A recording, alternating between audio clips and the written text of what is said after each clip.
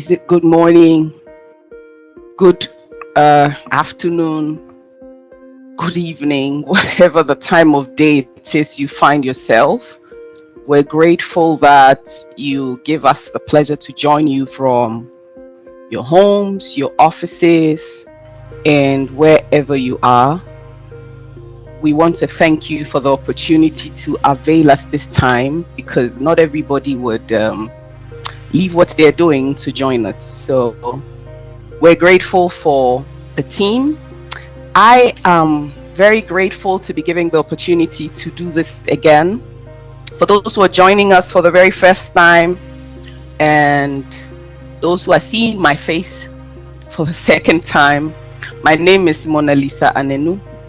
I am part of SDIG, basically, right? So this series of gender equity is the second in the series. The first, of course, in September 2021, which was for Across Borders, and as a continuation, tapping into Women's History Month, we just want to reaffirm the necessity for gender equality and inspire ideas to improve the present situation. So for this series, we are looking at the travel through history, and basically what we're trying to do is talk about what is now. What is the now? Okay. The other details of hopefully the next session will be made known when we have agreed or when everything has been put in place. So you're all welcome. I would want us to take all the time and take it easy with ourselves. I am drinking some juice. You're all invited. For those who are not as hot as I am, you can enjoy your tea or water, but we hope that you would enjoy the session, basically. Yes, thank you very much.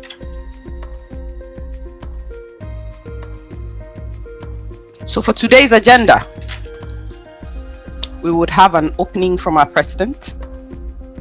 We would also have introduction of panel members, questions from panelists, and of course the closing remarks from us. And then there would be a Q&A session, which is getting to the end of the program, but that will be when the panelists have all addressed us.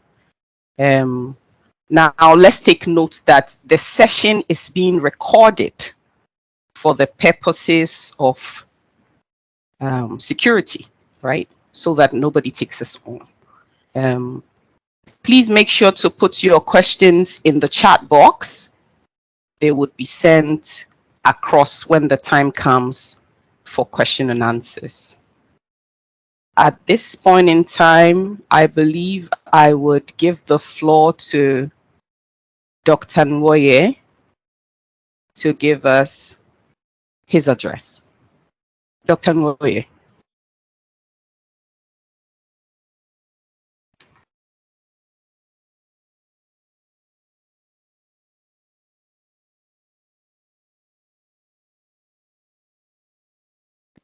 Doc, please, your microphone is muted. Thank you.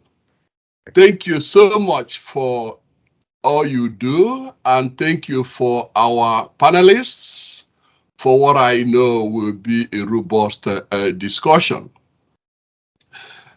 As we look at the world, disunity as a result of human frailties that sometimes stem from lack of understanding or driven by misconceptions we may have developed, sometimes not due to our choice. It is what we found ourselves. You are addressing the issue of gender today, but we have multiple of issues that are ahead of us that we are faced with today. And SDIG believes in open engagement, honest discussion, however difficult the issue may be. We believe that that's the only way we can remedy the damage people may have sustained, either by nature of how they were brought up, ingrained with hate, ingrained with misconceptions that, of course, they can't divorce from their behavior. It's reflected in many ways in their behavior. They can dodge it, they can lie about it, but guess what? When it comes to decision making, they have to, go back to that. And that's why we have the type of discriminatory practices we see against women, we see against the people on the basis of their race, against people on the basis of where they may come from. This misconception is leading the world to disastrous situation. We see what is happening in Eastern Europe, where people are slaughtered, people are killed with impunity, with no remorse. We see all these things. And that's why SDIG is in place to at least bring focus to those issues. Today's business leaders are now being pressured to rethink their purpose. The purpose is usually profit for themselves or the businesses, and more importantly, for their shareholders. But increasingly, we are hearing, sort of frustration by employees.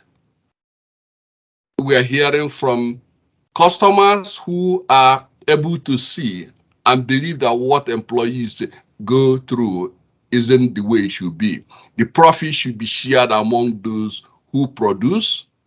And of course, the organizations have to be conscious of their social responsibilities. Otherwise, when they go to certain environments and dump industrial toxic wastes that kill people, and they pretend that they don't know about it, the fact is the consequences of those actions are being brought to the surface. And that's why many organizations are now rethinking the purpose of their purpose, which is now triggering a different thought, a different framing. Now, individuals, as a result of what we've seen within the last 2 years from COVID-19, companies are no longer, or rather, people are no longer committed to companies that don't commit to them. And that's why Harvard Business Review, number of articles in recent publications, highlighted the view that corporations are now shifting. It's no longer giving employees like $2,000 average a year to do whatever they want, go to ski, go to all kinds of things. But now they are rethinking, and their rethinking is focusing on looking at not only professional needs of their employees, but more importantly, the personal needs of their employees. Now we are talking about mental health. Who had ever thought about that? They are supporting those things because they're now realizing that their employees, I would argue, should be their number one resource that they have to take care of first. So without really going too much into this, I would just simply say that we are an organization that is committed to having people air their views, express their feelings without fear. And that continues to be our mission. And for this particular one, you're going to be focusing on gender. And I want to thank you all again. And back to you, Monalisa. Thank you so very much, Mr. President. Thank you. Very grateful. And on the back of that, I just want to go straight to brief introductions. Now, this time, you would have to introduce yourself. So, Yingchu, my pilot, is on the other side, unfortunately. So I would want to start with, let me try the name again. Yu-Ting Cheng. Miss Tina, can you please introduce yourself? I hope I mentioned your name well. Yeah, you're good. You're good. Hi everyone, I'm Yu-Ting Cheng. I go by Tina as well. I'm from Taiwan. I'm Taiwanese, but currently I'm studying in the US. I'm now a clinical mental health counseling student in Johns Hopkins. Previously in Taiwan, I did the degree of psychology and social work in my undergrad. So during that time, I was particularly serving the population of women and people who's undergoing like domestic violence. And also, I'm the leader of the club, the lesbian club in National Taiwan University. So I care a lot about LGBT population, and I also was an activist for that. So it's my pleasure to meet you all here. Thank you. We really appreciate your coming and your views that you're going to share. Now we move on to Miss Natsumi. Hi, Miss Natsumi. Thank you, Monalisa. Hi, everybody. I'm Natsumi Funabiki. I'm based out of Tokyo, Japan currently. So good evening to those of you tuning in from the Asian time zone. So I'm a consultant for a diversity, equity, and inclusion organization called the Dream Collective. We support organizations and companies with attraction, retention, and advancement of their female talent. And that's through training, consulting, and branding projects as well. So, accelerating diversity and having these conversations is a very kind of daily subject for me. I do work predominantly with organizations in Japan, but across other regions currently as well. And I'm also a DEI speaker at forum and events like today, and also at TEDx Women end of last year. So very passionate about changing the status quo, creating change in the gender diversity landscape. So really excited for the discussion here today. Thank you. That's beautiful. That's very beautiful. That makes the pilot Ying Chu get a good choice because, of course, you are at the right place. Yeah. All right, Mr. David Rowell. So that's the women don't, we sandwiched you anyway. So Well, good morning. I say morning. I'm in Texas, by the way, so it is morning here. I am David Rowell. I'm president of Parity Consulting. I've been a member of SDIG almost from its inception, and that's just been a great experience for me. Formerly, my career largely has been with the U.S. federal government, much of that time as an instructor in diversity, as a diversity program manager, and the chair of a national diversity council, where I worked very closely on all aspects of diversity, and especially so with LGBTQ as well as gender. In that work, I also worked very closely with a UN organization on their gender equity policies and gender mainstreaming programs for a number of years, and I think honestly that was probably some of the most rewarding work I've done in my career. Finally, I am an author. I authored the book Value and Voice: Solutions to Organizational Gender Balance, which focuses on kind of my take on equality, which is always, yes, there's numbers involved, but more importantly, it's about, how value and voice, just as the title says, how are we giving voice? How are we allowing people to contribute? How are we allowing women specifically to contribute and influence within an organization? And so a lot of my work is focused around value and voice, just as it says. Glad to be here. Oh, is glad to be with you again. Now, finally, the woman I want to be when I grow up. Okay, so let me give Dr. Adekunle the opportunity to introduce herself. Ma, please introduce yourself.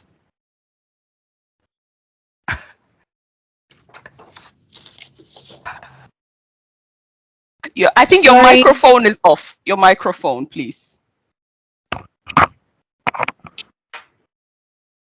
Thank you, Dr. Monalisa, for that compliment. I'm Dr. Morolake Adekunle. I'm the Dean of the School of Journalism and Digital Media of the University of the Gambia. I'm an educator, a tutor in there, and I'm also a writer. I publish a number of fictive works. I'm a women a gender activist and a youth developer. I always love to work with women and any marginalized population, especially young people, to empower them either with skills or the skills that might be hard skills or soft skills. And I'm also into diversity advocacy because I've worked with local NGOs, and you know that the work of local NGOs are usually donor driven. So that has made me to wear so many caps.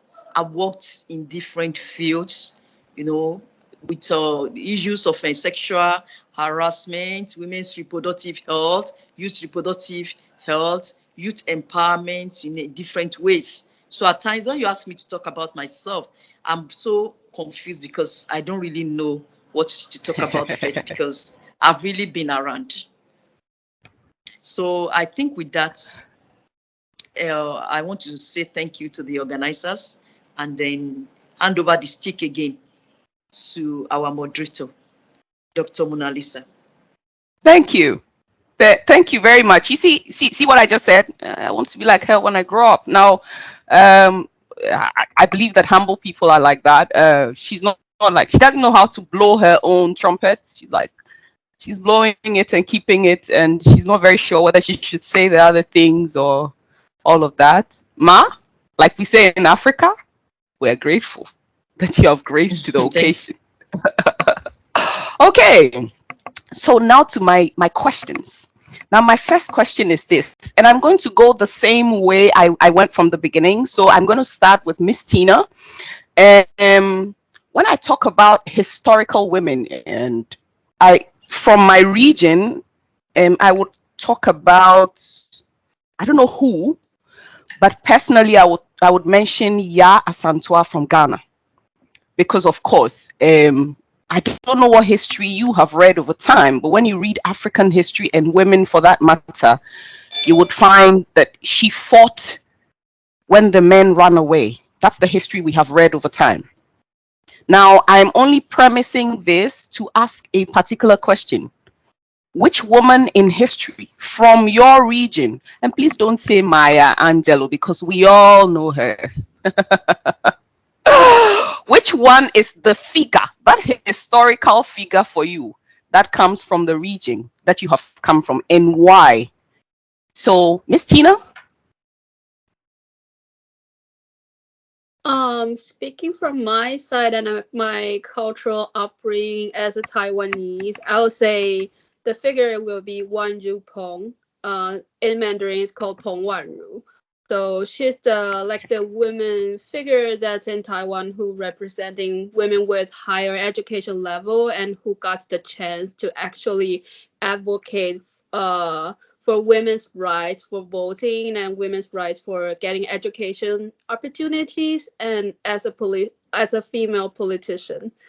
But unfortunately she was murdered and until now, I think for decades, because I think she died at the time I was born. So unfortunately until now, no one knows how she died and no one knows the reason why she was murdered. And yeah, so I think the historical trauma, and it's also a generation trauma for feminists and also for LGBT activists. For us, we are still in the threat, we might actually get us into danger if we advocate for ourselves. So yeah, that's the main female figure in history that I will come up with in this point. That's very beautiful. I can only align with that, with the person I mentioned from Ghana, because of course history doesn't tell us. So how did she die? I think she was murdered, and that's what we read. And so I don't know about the rest, but I know that that's what seems to align with some of these stories. We don't know what, we don't know how, we just read about them and how they have faded into space. Well, that's just me. Natsumi. Thank you, Monalisa. And I think going on from what Yu-Ting was saying as well, the figure that I want to mention is in kind of advocating for education as well. So the person from Japan, a historical figure, would be Umekotsu. So she was an educator and pioneer for higher education for women in Japan around the Meiji era, which is around the early 1900s. So that's even before women in Japan had the right to vote, right? And she's actually going to be on the new Japanese bill that's coming out. I think they're going to be renewed in 2024. So she'll be the second female to be on a bill. And so she was the youngest female to be actually brought along on an international mission. This was called the Iwakula Mission, the age of 6. So very, very young. It's a diplomatic voyage to the US and Europe for kind of a modernization and westernization for Japan. And it had a very significant impact. And obviously, she spent a lot of time abroad. And coming back, she realized, she was able to get higher education, very good kind of opportunities in the US coming back to Japan. It wasn't very common at that time for women to have high school education, even at that point. So she, realized that there was a need for women to be educated, to have accessibility for that. She, got together with friends to create a women's only high school that still exists to this day right now, and also really advocating for international opportunities as well. So gathering government funding and scholarships for Japanese women to be able to have those choices. So I think she was a real pioneer in creating more choice for women in that era, especially when that was a time when women were kind of, not expected to have an education, more expected to be in the family and to really strive for women to, be able to have that knowledge. It's not the time now where you can Google everything, right? You need to have school opportunities, you need to have education that time. So I think she made a significant impact, and, the school that she made has had a lot of prestigious women who've gone to do great things beyond that as well. So I think highlighting a figure that's made an impact in history in Japan, I would say Umekotsu. Powerful. Really, I need to look out for these women because I've never heard. I'm going to get the spelling from you so that that will be another lesson for me. Thank you very much. Mr. David Rowell. Wow, it's hard to say. I'm going to actually break the rules and mention a couple of women that I have seen inspiring in the Western part of the world, U.S. particularly, starting with Ruth Bader Ginsburg, Supreme Court Justice, is probably one that has inspired me most. Yeah. Recently, there's been a lot of attention given to Katherine Johnson of NASA program and her contribution to the NASA program. It's a great story of an unsung hero that's only now really recently come to light about the contributions that she has made. And I think there's a lot to be learned there about history and about how a lot of it is hidden, as you said, until it's brought to light by someone, and we're all inspired by that. And one of the reasons that her story kind of resonates is I've had the privilege and the pleasure to meet a female astronaut myself. I worked with Dr. Kathleen Sullivan, who was the first woman to walk in space, and had the opportunity to speak with her a couple of times. And it was always a very rewarding conversation, enlightening conversation I had with her. And it really contrasts, what the treatment of Katherine Johnson in NASA versus Kathy Sullivan. You can imagine the big shift from the 1960s to the 2000s in women's equity within the space program. But even in that shift, I found out in those conversations that it's not so, we've not quite got there yet. Even in trying to work with and accommodate Dr. Sullivan, it's hard to say how much was accommodation, how much was placation, how much was respect, how much value was given, but not everything was perfect. I'll just say that. And when they tried to accommodate women in space, there were some hurdles that they had to overcome, and the amount of effort they put into overcoming those hurdles varied at times. And so to me, the lesson is that even when we make progress, there's still more space to go. And it's going to vary from place to place, person to person, activity to activity, how much discrimination is still in place, how much respect is still in place, how much accommodation, how much placation, valuing, et cetera, et cetera. It's just so varied still in many, many places. Wow. Okay. I've got a lot of lesson to do. But of course, I know both women, so at least I've read about both women. That's a cool one. Now he's taking advantage. We've sandwiched him, so he's taking advantage to mention two women. Dr. Adekunle, please just do one. We beg. Don't mind me, please. Thank you, Doctor. Yeah. I'll stick to the rules from now on. I want to. Okay. Yeah, the woman I want to talk about is of a Nigerian. I'm a Nigerian, and it actually comes from my own ethnic group. We are from the same language group. She's a woman that made a lot of mark in Nigerian history generally, and she also made a mark in Africa. And that woman, is Funmilayo, Ransom Kuti. Before she died, she changed her name to Funmilayo Annenu Kuti to actually be very traditional. She was born as Frances Abigail Thomas. So by the time she got married, she was still Frances Abigail. But what happened was that she went to England to study. And by the time she went to England, she saw that there was racial discrimination. That discouraged her a lot.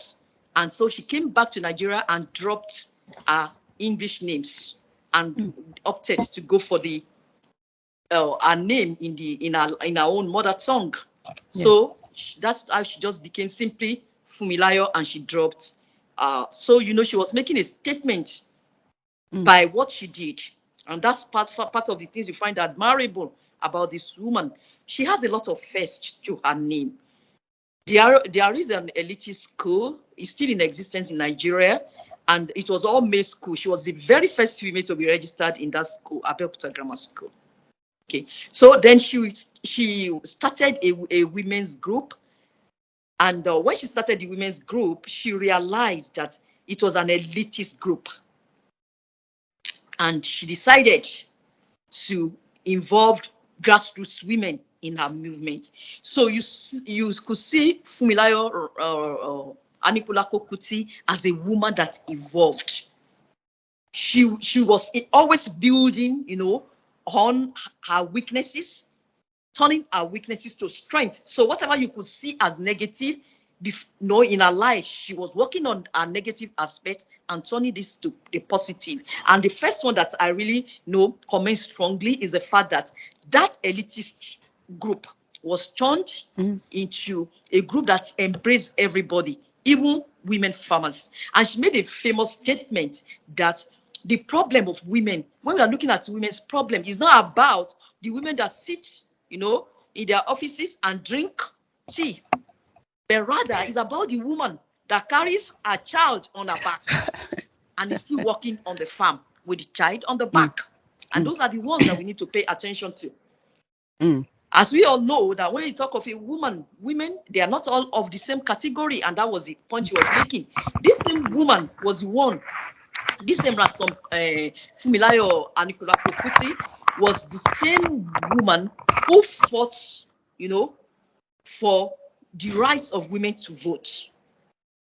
She was the same woman that fought against taxation of women. Women were just being taxed by the local authority of her time under the colonial rule. The market women within the market and their representative will come and seize their rights in the name of taking tax from them.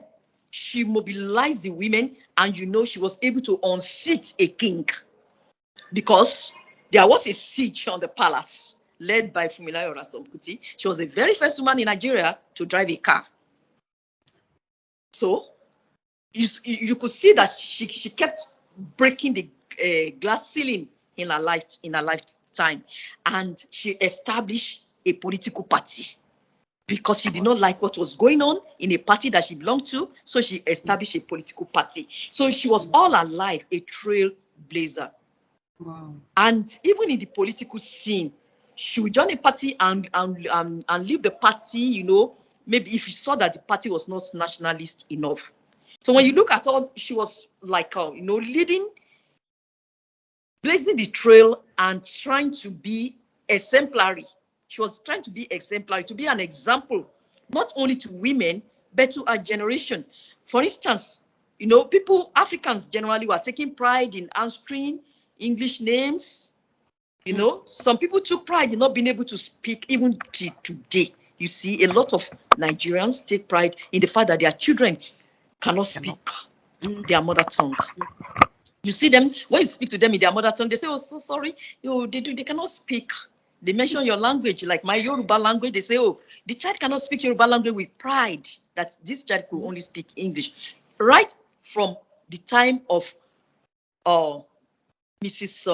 Funlayo Ransom Kuti, the women's group that had more than 10,000 members, you know, had their meetings in the native language, because she brought in women farmers and other grassroots women, and she insisted on the fact that they are not going to alienate any woman from their discussion by discussing in English language, but rather they would discuss in a language that all of them understood, so that they could all participate effectively.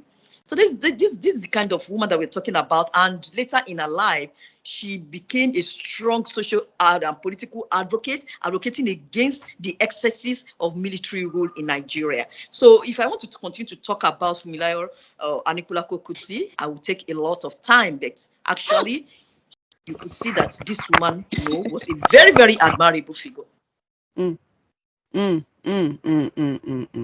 Wow.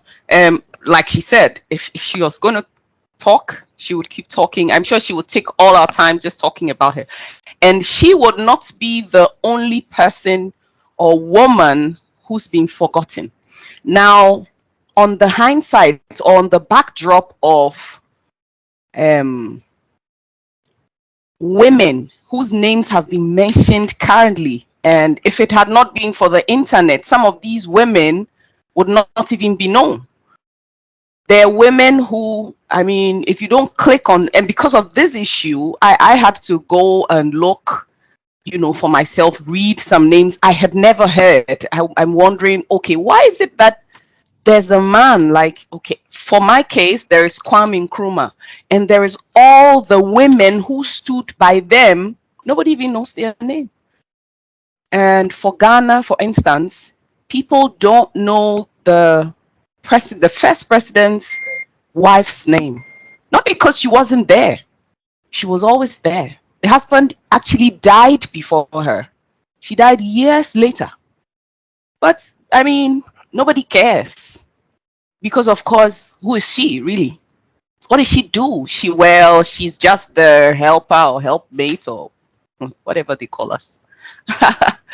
But I just want us to look at the fact that all these things we're saying, has it led to women being forgotten in history?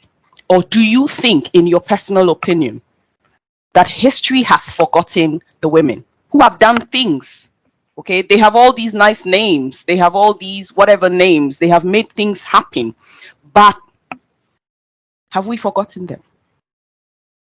Yeah, so let me see. I think I should start with Natsumi. Yes, Natsumi. Sure, thank you, Monalisa. And you know what, a comment that you made just now about, you know, women being, you know, the wife of, or, you know, someone of, I think that is a big case that does happen in the way that we portray women, not just throughout history, but now even as well, right? Connecting a woman's value to a man, I think, is a instinctive reaction that people do tend to do. I think when you think about, you know, why are women forgotten in history, you look back through the education, the history book, you know, what we've learned, right? You know, the people who are making this, historians, like, you know, politicians, decision makers, people who are in that space making, you know, big decisions, making big updates, I think a lot of them are men. So a lot of them come from the male perspective, right? And I think that's sometimes unconscious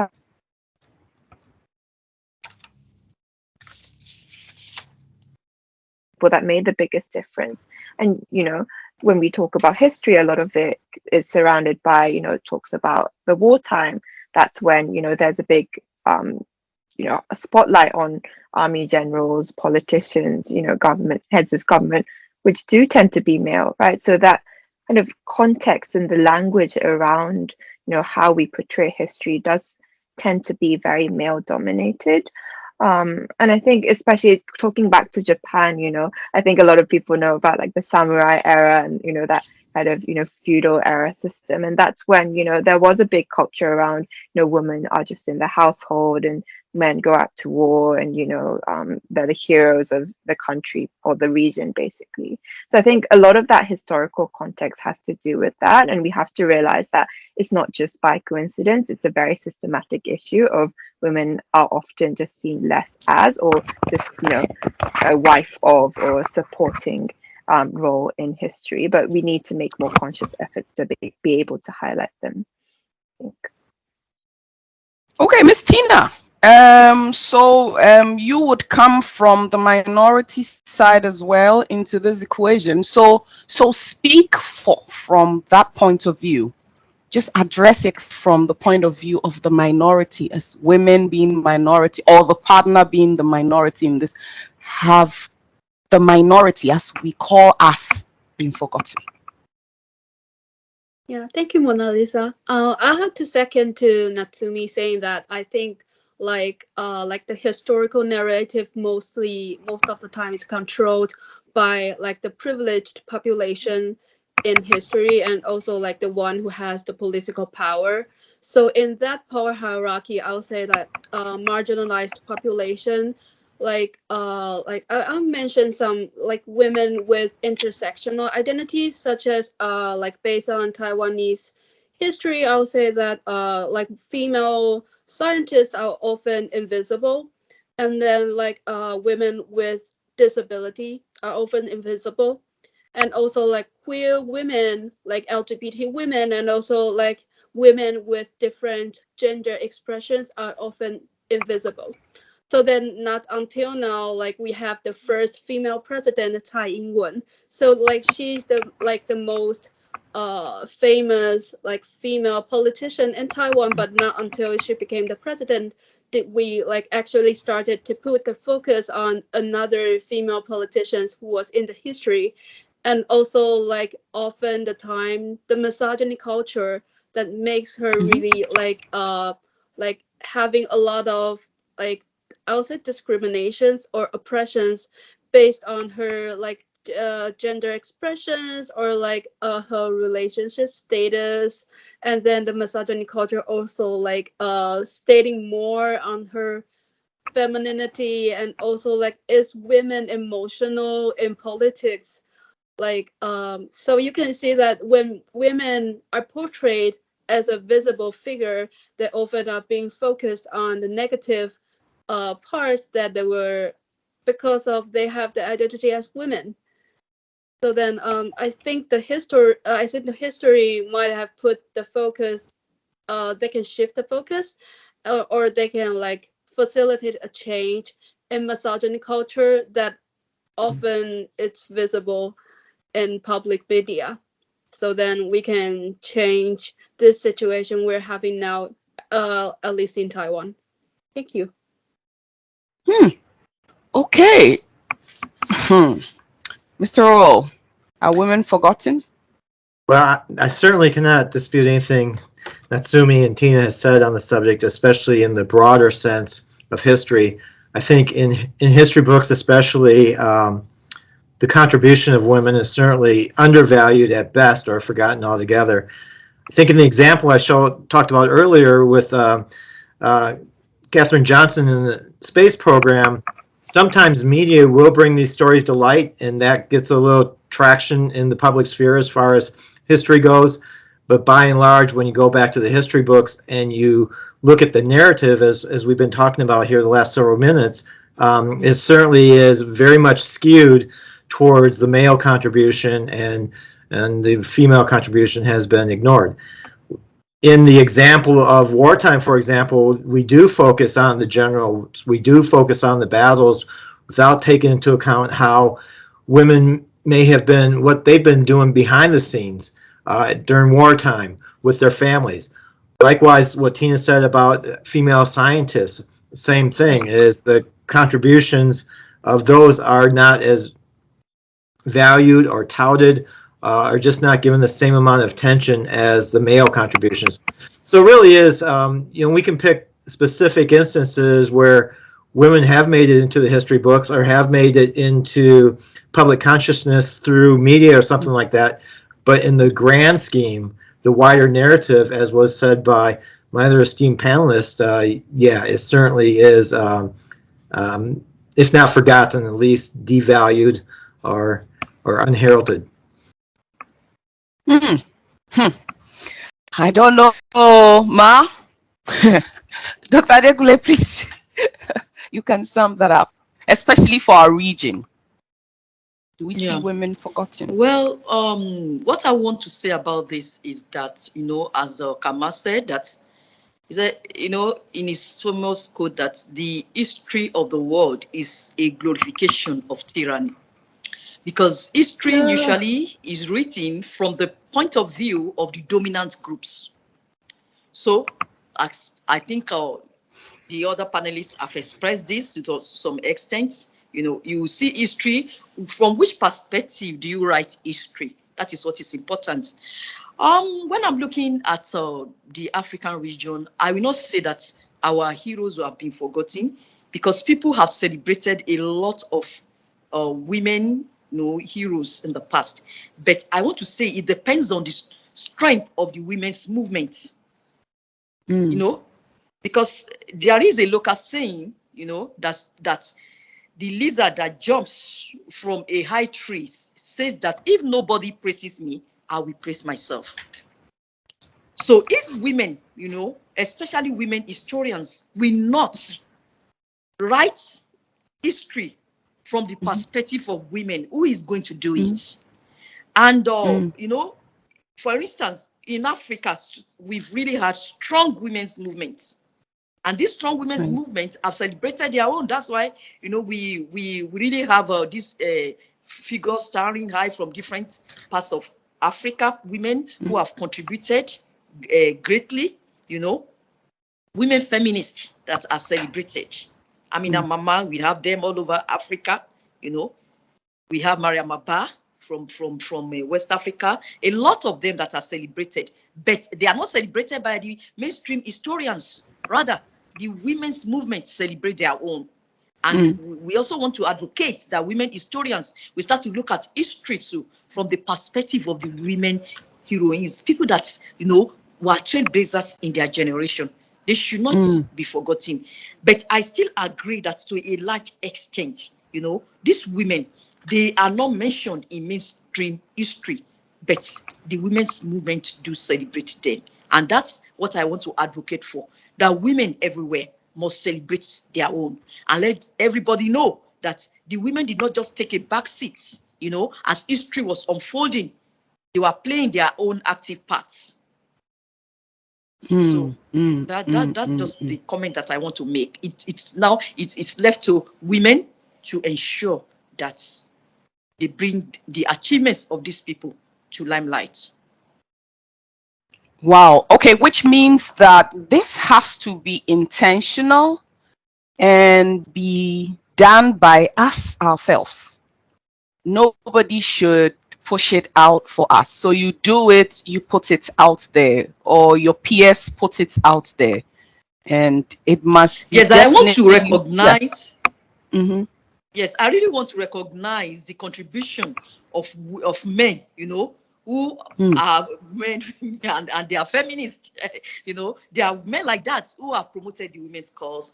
But I'm just like trying to say that as these men are playing, they are playing their role, but at the same time, women should try to bring the achievements of these people into limelight. So I won't say that all men have tried to relegate women or have tried to trash the history of these women. There are men who have celebrated women in history. Now, so Mr. David Rowell, let me just on the back of that ask, who then should be talking about, because like Dr. Adekunle just said, some men like you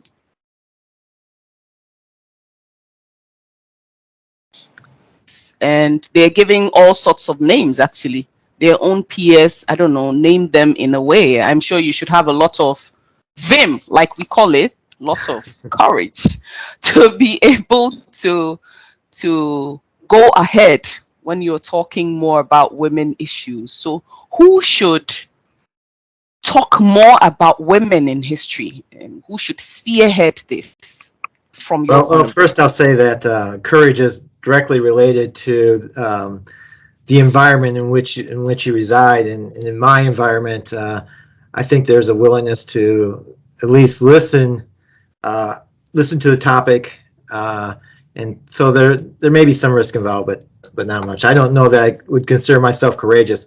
Ultimately, it comes down to those in power go have voice.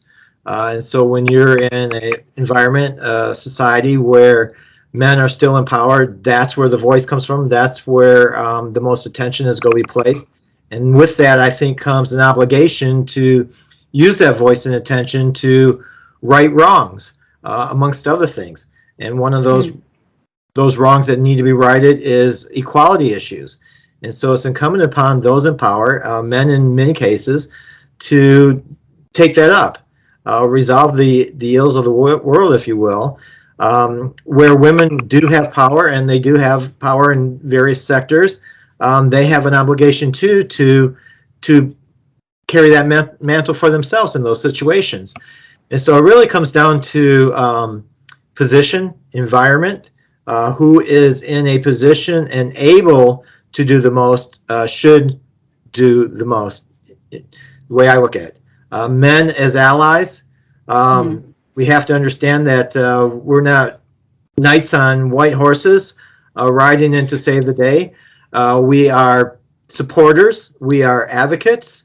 We are there to assist and help, not necessarily lead and take control like many men like to do of an issue. Men, we do have to use our voice, but we also have to recognize that we, in a sense, take a supporting role with that voice, use it for avocation and support. Wow. Miss Ting, any addition?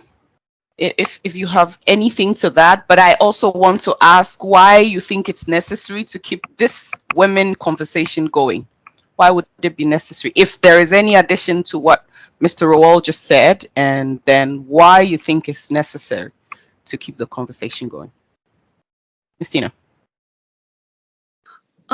Second to Mr. Davis said, I think what he mentioned and addressed a lot is about, like, for the dominant group and also for biological male group to know about the history of women. And then I also have to address the importance that for marginalized group, that they also need to know the history of women and also to, like, see the representation who has their identities in women's history. Because, like, for example, for me as a counseling student and also as a psychology student, it was hard for me to find a woman and who's a people of color in the textbooks of psychology.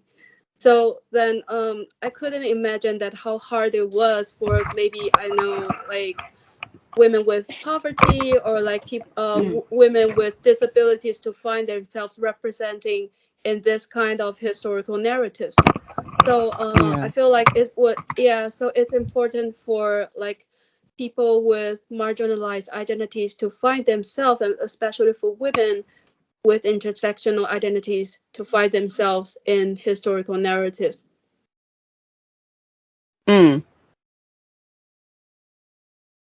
Wow.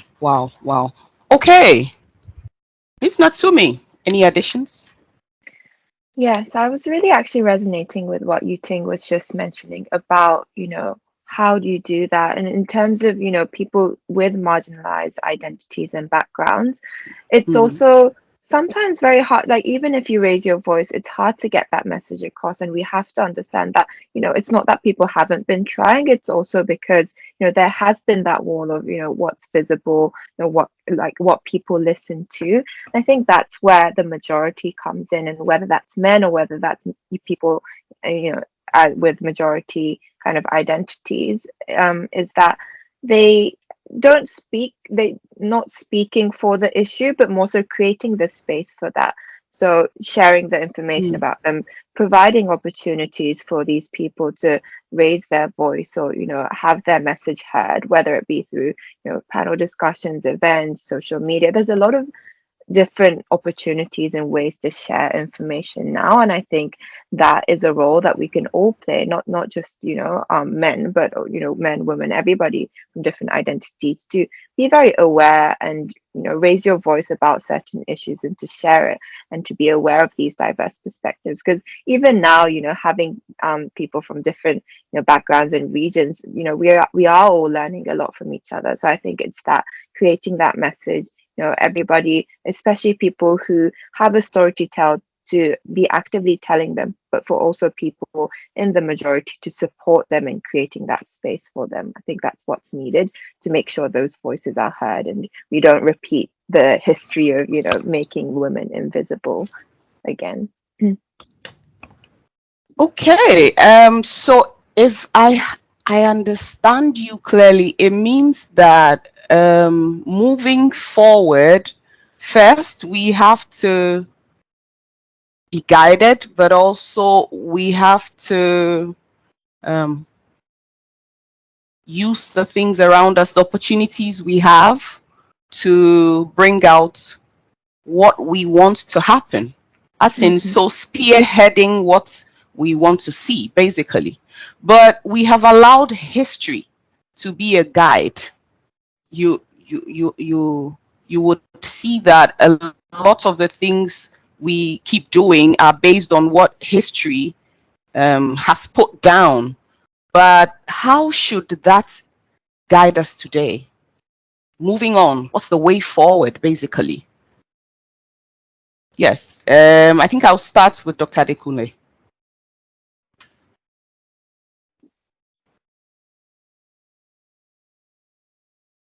I think your microphone is off, ma.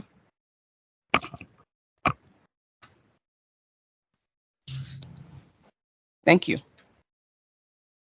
The purpose of history is for us to learn about events in the past, issues in the past, and moving into the future, to be able to take the lessons of the past into the future. So even in the women's movement, there have been some, maybe should I call it, errors or mistakes in the women's movement, which people try to correct, learning from the mistakes of the past. For instance, part of it is the issue of male involvement. When you look at the fact that the early education, is given within the home by women, so we call it early socialization. So how do women even socialize their male children? When you socialize your male child into a system of patriarchy, where the male child sees himself as a teen god. On Facebook recently, one of my friends, a male friend, was saying that the wife was not at home, and then because they have two boys, and then that the male hostel is suffering, they are on hunger strike, they could not eat, and I said, I still hope that the hunger pangs will hit you more until you become powerless. Because I answered that way because I was wondering, what is in being able to put something together for yourself? Why should you be hungry because your wife or the mother of the home is not there? It's all about socialization. So when you will learn from the mistake of the past, how things have been going in the past, women have not taken men along in the past.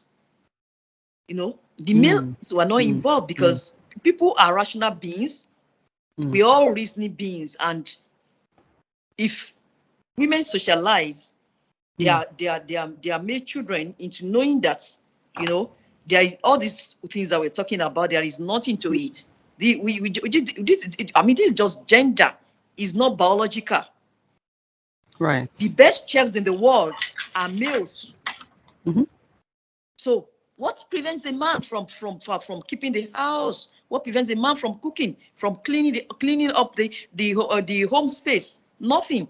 So what I want to say is that basically women, then at times some women movement have been too militant, you know, as we've talked of different waves of feminism, you see, such that they alienate even women. When you go to you are so militant, even as to alienate your fellow women, you know, and then sensitivity in considering there should be cultural sensitivity. I mean, these are things that have affected women's movement in the past, and religious sensitivity. Because, you know, these issues for some people are sacrosanct. You know, when people hold on to their religious values and they see these values as sacrosanct, so all this must be taken into consideration as lessons that must be learned, you know, from the past as we move into the future. There is a way you can carry all women along, but these factors, carry women, carry men, all these factors must be taken into consideration. You know, we need the support of everybody. We need the support of those that are in power to listen, you know, to make policy advocacy. We need the support of the males in the society to know that we all have a common humanity and that the world can no longer fly with one wing. Women have contributions to make to the society, and we don't have to oppress them in a way that they cannot attain self-realization. So all these things are necessary. And I think that is why we should look at the past and see the mistakes that were made and move into the future, correcting those errors. Thank you. Thank you very much. Miss Tina, what's best practice for me? There are things like history is guiding us. Yes, history continues to be a yardstick for which we follow. But is there best practice still from history that we can inculcate in organizations or wherever we find ourselves moving forward? I think from my end, as a counselor, I'll say that often we treat history as a process of hurting each other and fighting and conflict. But then I'll say that there's a possibility for history being a process of healing. And like by knowing more history, we're healing from the traumatic events historically, and also we are healing from the oppression that patriarchy worldview has brought us. And then we made more allies, and then we get to know more about the history by gender lens. So then we can view the differences and also the similarities we shared with different gender identities. And I think that's an important viewpoint for us to hold when we're getting to facilitate a change in organizations and also in the society. Because I think the core value of equality and equity is to see the differences and to view that with your gender lens, and then you can to make global local and to make local global, to make the policies and also the advocates more suitable and even more personalized to those who need. Wow, making local global and global local. That is a twister of a tongue. Mr. Rowell, what do you have to say about making global local and making local global? Please don't chew your tongue. I'm No, not going but really. to try to repeat that, only to put it in context. What can we learn from history? Well, certainly history is an educational tool, understanding that it's a biased history that we're getting always. We have to take that caveat. And I think history can be used as a marker, as you said yourself, as a marker of progress. We can use it to gauge progress that's been made. One of the great things about history is it does make things real, makes events in the past real today. I think that's great. But I think the greatest use of history is in opening dialogue. Just like the dialogue Dr. Adekunle said about what is feminism, for example. If we can use history as a catapult into a conversation about feminism, I think that's wonderful. Whenever, to me, that's the greatest thing we can use history for is, yes, to learn from it, understand its bias, but also use it as a tool of dialogue and conversation. Just like Tina said, one thing we could discuss is in discussing the differences in gender, that helps us come to agreement on the commonalities, for example. And so best practices in using history is that. Use it as a starting point, not an end point. Use it as a starting point of conversation. Thank you so much. So before I come to Natsumi, who would have the final word, Dr. Adekunle, I see your hand is up. Yes. There is something that I want to call attention to before we leave this issue, and I just don't want us to leave without talking about it. You know, part of the lessons that we must learn from the past is that women, you know, they are not. We don't have one category for women. The needs are different. So, and if you're going to be going, you know,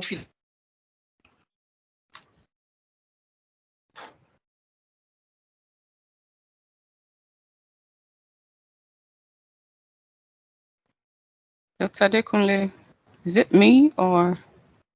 Yeah, I believe she's frozen presently. Oh, I'm crying. I'm sure she would come back, but Natsumi, you take the floor. When she comes, she finishes off. Okay. So let's look at best practice and the way forward. Yes. Sure thing. And I think Dr. Adekunle was just touching on, you know, the intersectionality of female identities, all of that. And, you know, touching on what everybody else said as well, you know, Yu-Ting, you mentioned about, you know, healing, healing from history and learning from that. And David, about, you know, it creating dialogue in there. And I think there's also one thing that, you know, in the beginning, right, we mentioned about, you know, the impactful women in history that we wanted to highlight. So history is also a reminder that, you know, the current status of, you know, the world or society isn't static. There can be change made, and we can create change within that, right? So I think it's understanding that there has been these, you know, really powerful and impactful changes that people have made throughout the past. So what, you know, the world we live in now, we can also strive to create change and create dialogue for change as well. And I think, you know, in terms of best practice, it's also when you look back, you realize that there was a need for change, which means that, you know, it's the intersectionality, it's the minority majority conversation as well, and understanding equity, that, you know, not everybody is on a level playing field. You know, we don't have the same obstacles in front of us, or the same opportunities and privileges in front of us as well. So I think it's understanding and accepting those differences, working together towards them. And it's never a quick journey, right? You know, if you could, you know, say, okay, we're just going to change all of that in a flick of a switch, that would be great, but not realistic. So it's just, you know, constantly having those conversations, having that dialogue, and, you know, creating space for advocating for change and actually actioning it as well. So I'm really keen to see, you know, how everybody in this room will, you know, be taking action around that. And I'm sure we're all, you know, in that space as well. But I think it's a good reminder that we can make change from the current situation as well. And this is not the end goal. It's really the beginning as well.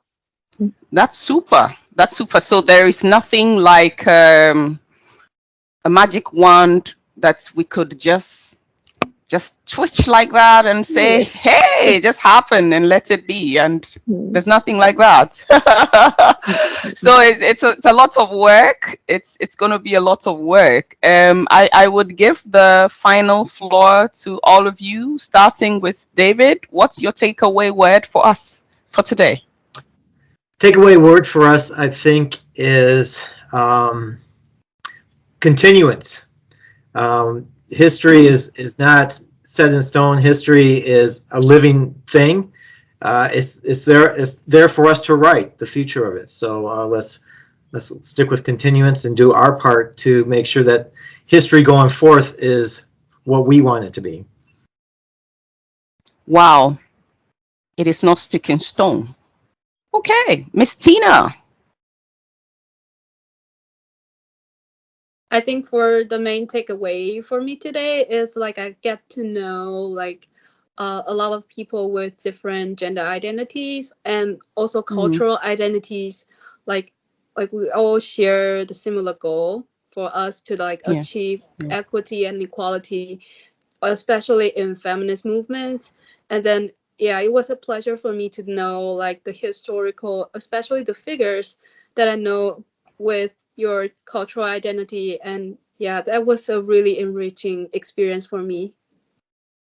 That's powerful, enriching. She's a panel member, and yet it is enriching to her. So there's something to take away from here. Yes, Miss Natsumi. Sure, thank you, Monalisa. I think throughout the whole conversation today, one word or theme that's really sticking out to me is really education. Like, we talked about what's happened in the past, historical figures, and we can learn a lot from that, but also understand that, there are differences. We can learn from that, we can make changes, we can continue things. There's a lot of different perspectives and action that we can take from it.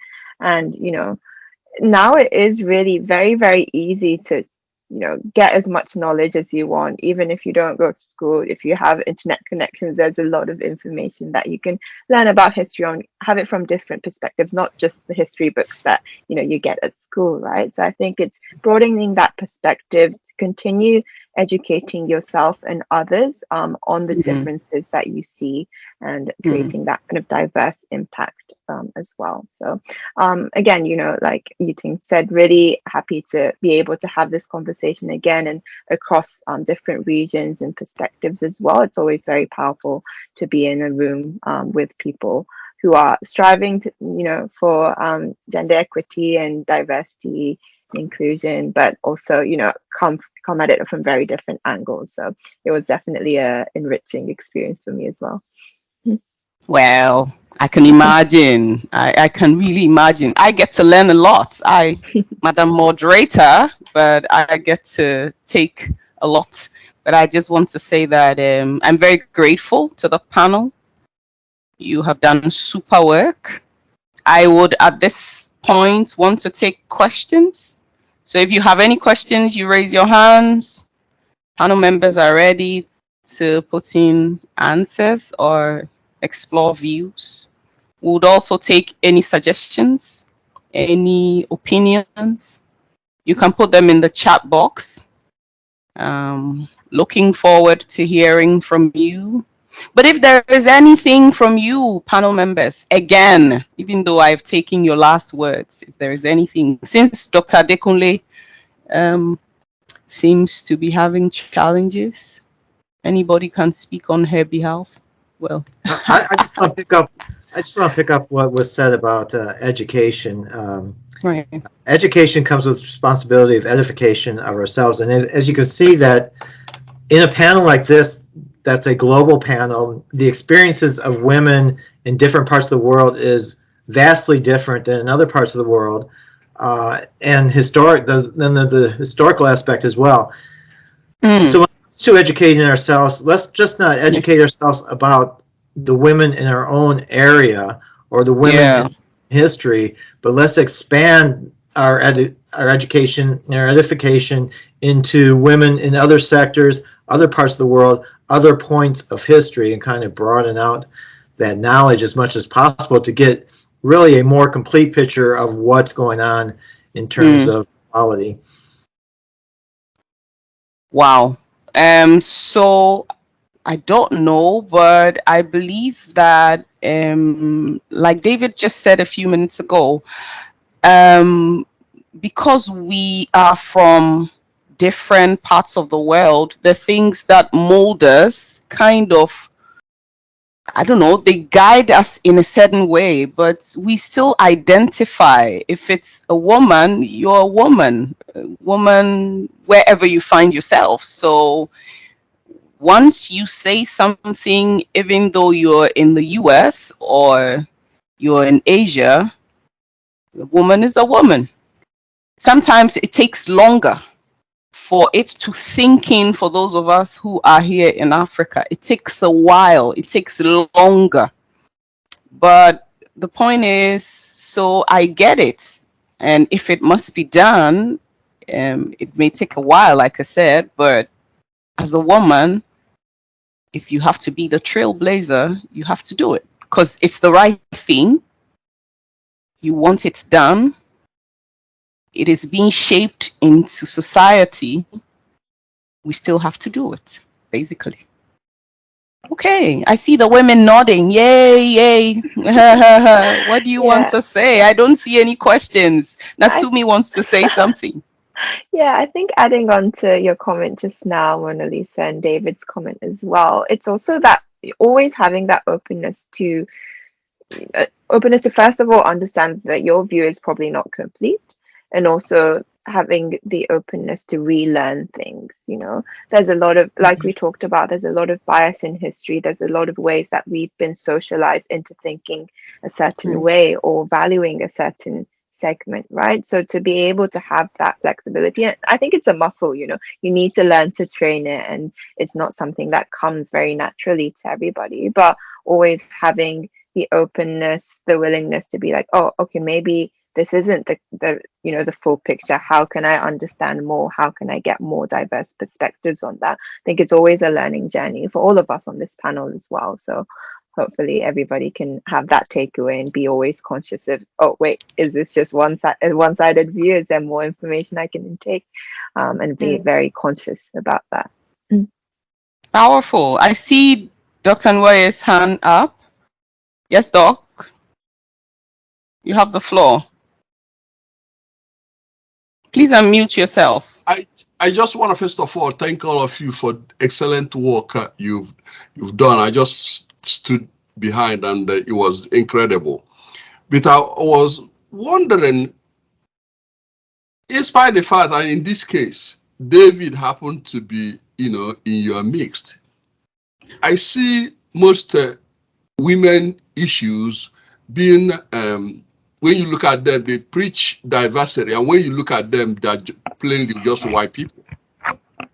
And when I look at those things, I keep wondering, don't they think that when they're doing those things, people that may be looking at the images they see would have a different view of what they're doing because they're not including all women? And the same is the case with other issues, whether we're talking about sexual orientation or one of my friends, Celia, was telling me about litany of transgender people that we are murdered. And I wonder, do you have a way to incorporate this or to raise awareness of this in strongest possible ways that people could begin to, at minimum, destabilize the equilibrium that exists in their thinking, to perhaps begin to think differently for the issue of incorporating all? Because if a group happen to get their freedom or equality in whatever form it is, while the other people who may not have a voice within the context of discussions, we are not doing the job in a way that is comprehensive. Are there ways you can suggest that we begin to incorporate all, to be more forceful as we raise, as we do the work we do at SDIG, awareness raising, because that's the first thing. Okay, thank you very much, Doc. So I think I will push that to the way I see her nodding. Ms. Cheng, can you do justice to that? Miss Tina. I think based on my viewpoint, like you want to incorporate this, like especially for someone who's, like to my understanding, new in this field. That correct? Okay. So for me, I think the beginning of this kind of actions, I would say, like first of all, to challenge the systematic norms within your workplace and also in your everyday life routines. I don't know if that makes sense, but like But I mean, this is a cool opinion that is coming from you. Somebody might differ, but if you feel that that's what should be done, it will lead the way. and Right. then it should that you won't have to be challenged as the way like you're raising conflicts or you're like picking fights with others, but then challenge the norm by saying like I used to do that in the past few years, or maybe like because of my gender identity, can I change it to another way of my life experience? I don't know if I hope that makes sense. Yeah. Small starting points, everyday practice. Like that.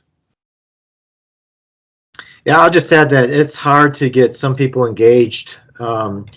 Either they feel there's a risk involved to them to get engaged, or they're just reluctant because they're coming from their own point of view and they just don't want to change their own point of view, correct? And so the challenge is to get as many other people engaged, especially those that are hesitant to engage. It's easy to engage those that want to be engaged, much more difficult to engage those that are hesitant to be engaged for whatever reason. And so that is a challenge. How do you do it? Just like what was said a minute ago, sometimes it's just those conversations that take place outside of formal settings, in a hallway, in a park, on the street corner, wherever. Whenever you can open up dialogue on a subject, be it gender identity, sexual orientation, gender equality, race, or whatever, approach that dialogue not with trepidation, but with the understanding that it's going to be a positive engagement. If we believe it's going to be a positive engagement, I think we can find ways to make it a positive engagement and thereby draw people in that would otherwise be hesitant. Most definitely. Most definitely. Thank you, Dr. Adekunle, for coming back.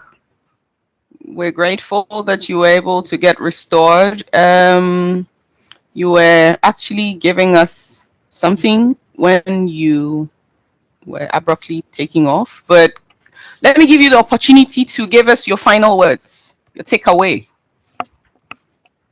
Okay, thank you so much. I was trying to explain the problem that we have with Wi-Fi when we started this program. So it caught up with me and I was struggling to get back, and for some time I couldn't get back. So well, my final take on this is we are all gender advocates, I guess, I believe. So we have a primary responsibility to sing the praise of our own, to celebrate our own, because it has to start with us. It has to start with us. We can write, the biography of these great women. We can do write-up articles, talk about their lives, look at their lives in a critical manner, and bring out certain lessons. So it has to start with me. It has to start with you. And there are lessons that we need to learn as we move on.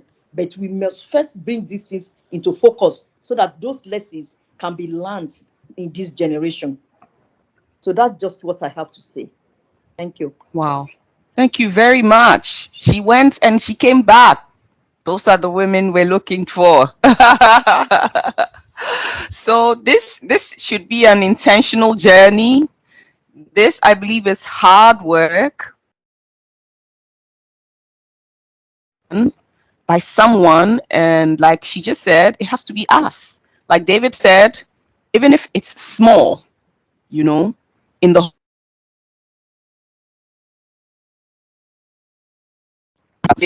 in the corner, in the alley. It's intentional and make it happen, I believe. I don't see any questions in my chat box, and I don't see any hands. So I presume that as we wrap up here.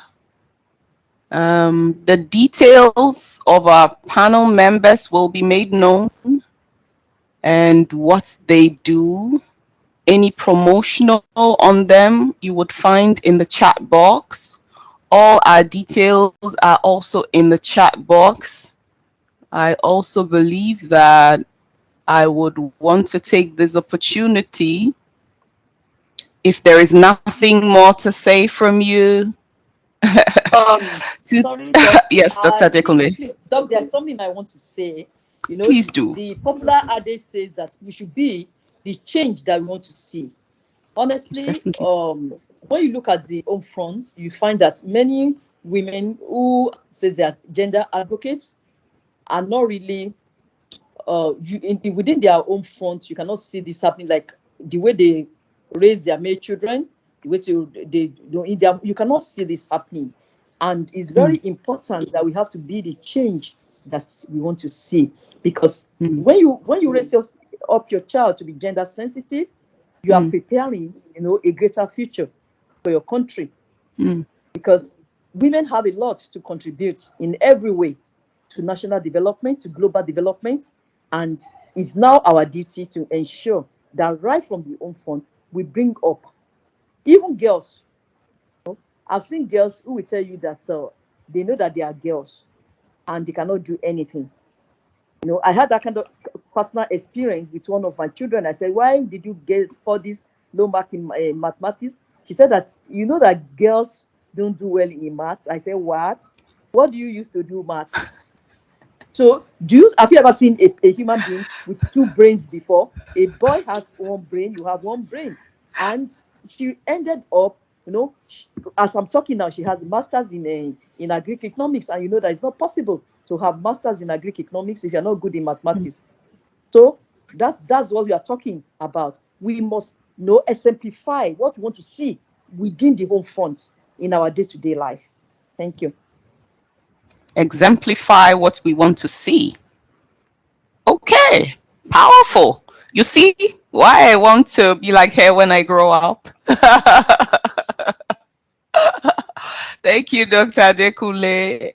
Exemplify. If I didn't take anything at all, I want to exemplify what I see. So I have all boys, so I'm going to exemplify what I want to see in them. Thank you so much. Now, my singular honor to thank my team, especially my pilots, Ying Chu Cheng, Miss Ying Chu. Thank you so much for being the pilot for this plane. I believe we're about running down, and the plane is actually coming down slowly, just about landing. And we're grateful to Mr. President, Dr. Nwoye, but I love my team, so let me see who I want to thank. Ooh, super. Miss Patricia, thank you very much. Mr. Adams, I've missed you. Thank you so much. Miss Chami, thank you. Sumaya, I've missed you too, but I've seen you today, so thank you for your special support. You have given me,